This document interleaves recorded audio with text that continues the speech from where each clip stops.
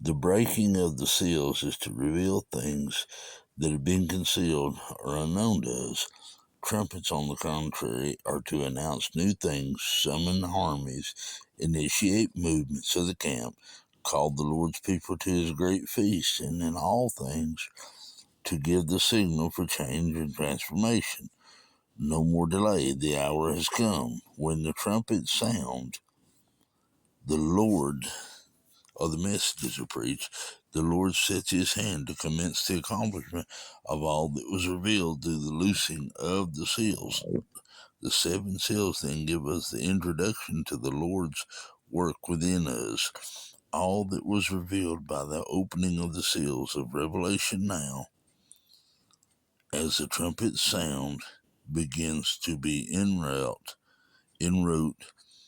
and accomplished experientially in our lives. Beyond the seals lie the trumpets, and beyond the trumpets lie the veils, which also may be contrasted with the seals and the trumpets. The opening of the seals is the key to the book, for when they are opened, the book is.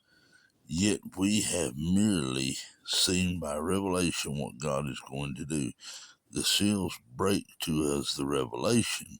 The trumpets then usher in the initiation, inauguration, or an accomplishment of that work, raising up within God's elect the reality we have so clearly seen by revelation, confirming us to the full stature, conforming us to the full into the full stature of manifest sonship. Finally, the vials bring the result of God's work in us to and upon the whole creation of God, producing the finished product. Therefore, we may, beloved, say that John beheld the seals of revelation open.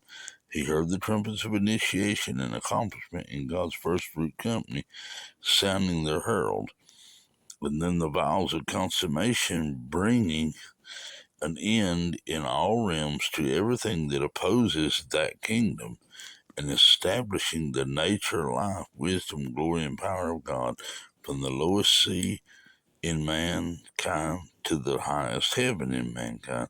What a mighty God we serve. Many commentators on the book of Revelation teach that seven trumpets are contained in the seventh seal. In other words, the seven trumpets proceed out of the seventh seal and are therefore the events of the seventh seal. They further teach that the seven vials are contained in the seven trumpets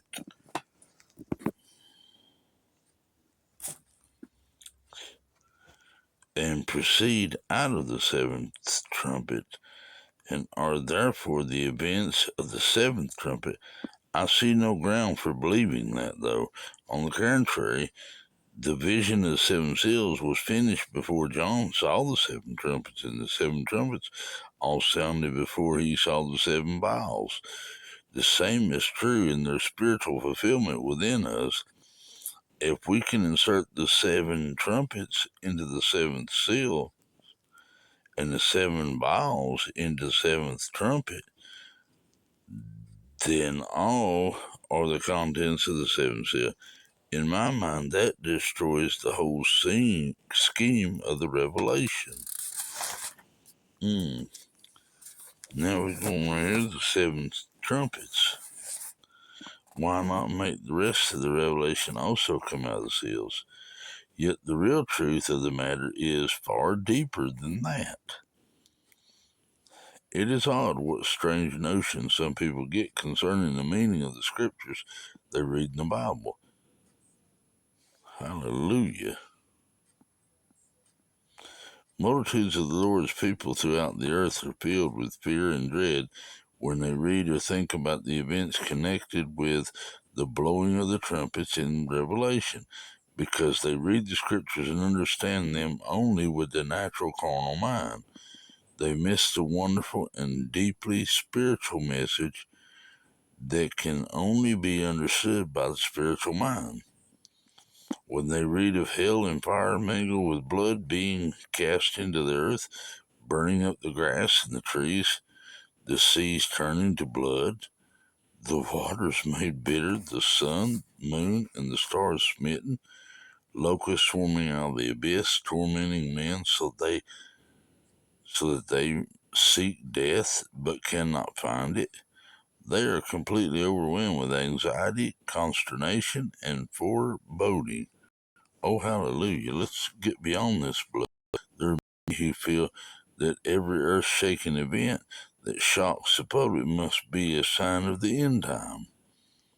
And we must make certain that we are prepared for the doomsday which is upon us. Millions of Christians suffer from a malady called doomsday syndrome. They constantly fear what the future holds, believing that the great tribulation or the end of the world is upon us. Hardly a day goes by that we don't hear some doomsday disciple or prophet pronouncing imminent judgment, destruction, and damnation. Babylon's preachers and teachers continually have a heyday with sensational world events, trying to make them fit in the fulfillment of specific Bible prophecies, speculating about their meaning, projecting, predicting, even prophesying about their outcome, and never apologizing for all their past mistakes and erroneous conclusions. Almost every year, another super disaster hoax is perpetrated upon gullible Christians, and this is a shame, beloved. No matter what you have been hearing about the dark and dreadful things that come upon the earth, let me tell you something about the doomsday prophecies that keep coming year after year and decade after decade. Sherlock Holmes once solved a famous murder case by noticing what did not happen. He observed that the victim's dog did not bark on the night of the crime. Therefore, the dog, and hence the victim, must have known the assailant. The rest was easy. So it is with this so-called end time events, these so-called end time events. What hasn't happened is significant, beloved. For instance, a great economic crash mindlessly foretold by the pirates of pessimism year after year has tremendous significance by its very absence. Despite all the prophets of gloom and doom, the communists have not taken over the world. The Roman Empire has not been revived by a 10-nation European Union. America has not been invaded, beloved. California has not fallen into the sea. The new currency printed by the United States Treasury proved not to be a conspiracy to confiscate everybody's money. The mark of the beast has not come via a cashless money system. The government has not declared martial law. The churches have not been closed. Clinton was not our last president, the Antichrist, as people thought he was. And there's many that hollered he was back in the day. There's many that have hollered Bush is. Many's trying to holler Trump is. This is all hogwash. Y2K went the way of all flesh. And the folks who fled to remote areas with all their generators, outhouses, guns, stockpiles of food, had plenty to eat for a while before creeping back into civilization. Come on, man. I can even remember when Y2K took place, and I even told my own bosses back then that Y2K wasn't going to happen. It was a hoax, and they were Baptist people and real Christian people, and they told me I lost my job because of that. Come on, folks, it's time we wake up to these things, these erroneous errors. Let's get into the deep things of God and begin to be taught deep things so we can understand and get past the carnal.